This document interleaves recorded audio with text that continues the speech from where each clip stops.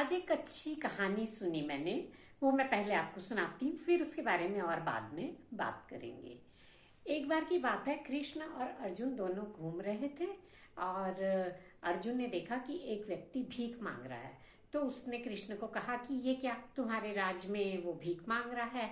तो उसने उस भिखारी को बुलाया और उसे एक सोने का सिक्का दिया और कहा कि देखो, अब भीख नहीं मांगना तुम। वो भिखारी बड़ा खुश हो गया, बोला वाह, मैं जाके इसको बेच के जो पैसे मिलेंगे मैं अपना घर बनाऊंगा और उसके बाद मैं बड़े आराम से रहूंगा। तो उसने जैसे ही वो जा रहा था तो रास्ते में एक चोर आया।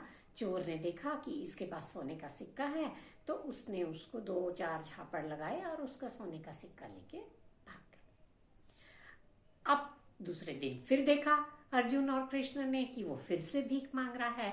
तो उन्होंने अर्जुन ने फिर पूछा कि क्यों, मैंने तो कल तुम्हें सोने के सिक्के दिए थे, तो तुम अब आज फिर भीख मांग रहे हो? तो बोले वो तो मेरा चोरी हो गया। तो बोले अच्छा, ये ले डायमंड, और अब भीख नहीं मांगना, ये सोने से भी ज्यादा कीमती है। भिखारी बड़ा खुश हो गया, बोला मैं तो जाऊंगा गांव में और इसके बदले में जो पैसे मिलेंगे मैं अपना बड़ा सा घर बनाऊंगा। और वो अपना सोचते सोचते घर गया। लेकिन उसे एक डर था कि ये कल जैसे सिक्का चोरी हो गया है तो आज ये भी ना गुम हो जाए, चोरी हो जाए। तो वो कहाँ छुपाऊं करते करते उसने मटके में वो डायमंड छुपा दिया और निश्चिंत होकर सो गया। सुबह सुबह जब उसकी वाइफ उठी तो उसने वो पानी भरने जाना था नदी में, उसने वो मटका उठाया और पानी भरने चली गई। जब पानी भरने गई तो वो डायमंड जो है वो मटके से बाहर निकल के पानी में बह गया। पानी भर के आ गई, अब उसका डायमंड भी चले गया। तीसरे दिन वो फिर भीख मांग रहा था। अब कृष्ण और अर्जुन ने देखा कि अरे ये क्या, 2 दिन से हम तुम्हारे को देख रहे हैं, ये सब चल रहा है, तुम अभी भी वही कर रहे हो, ये लो 2 सिक्के, जाओ। कॉइन दे दिए 2 ऐसे ही। तो अब वो गया, जाते जाते उसने देखा कि एक मछली वाला मछली लेके जा रहा है नदी से पकड़ के।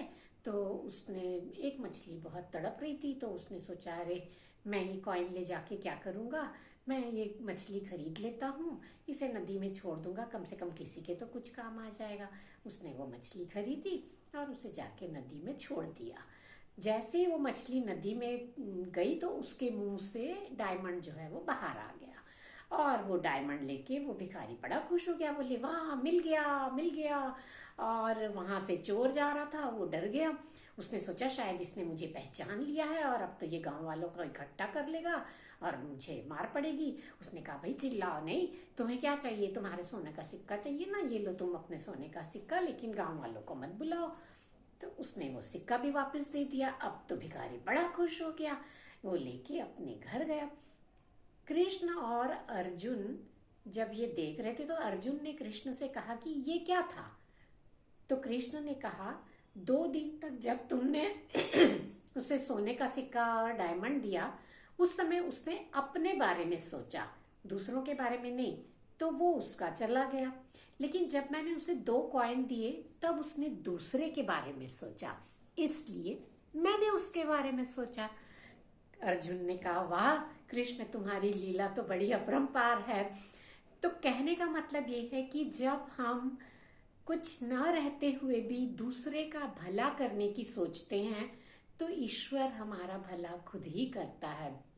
सौरभ सर कहते हैं ना, जैसे जब हम मेडिटेशन करते हैं उस समय हमारा मन जो है वो बहुत शुद्ध होता है, बहुत शांत होता है, और तभी वो ये बात कहने के लिए बोलते हैं लोका समस्ता सुखिनो भवन्तु। जब आपका मन साफ है तब यदि आप दूसरे के बारे में कुछ सोचेंगे तो वो अच्छा ही होता है।